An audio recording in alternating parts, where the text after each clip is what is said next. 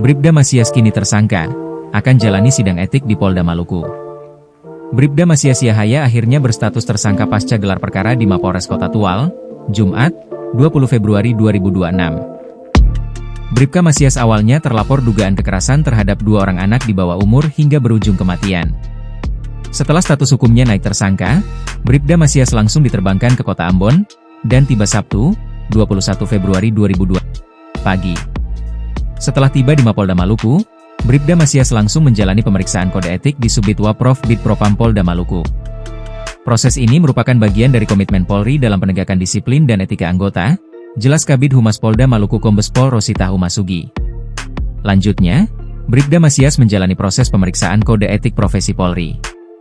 Proses pemeriksaan dilakukan secara intensif dan diupayakan hari Senin sudah bisa dilaksanakan sidang kode etik terduga.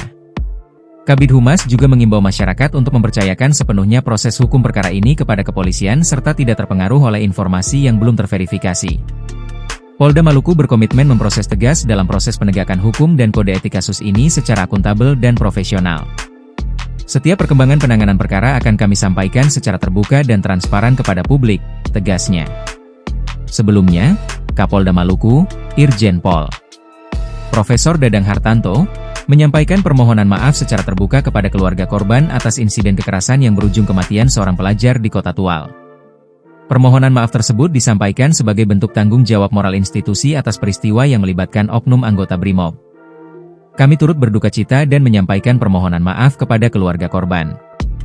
Musibah ini menjadi perhatian serius kami dan akan ditangani secara sungguh-sungguh, tegas Kapolda Maluku dalam keterangannya, Jumat, 20 Februari 2026. Download Tribun X sekarang, menghadirkan lokal menjadi Indonesia.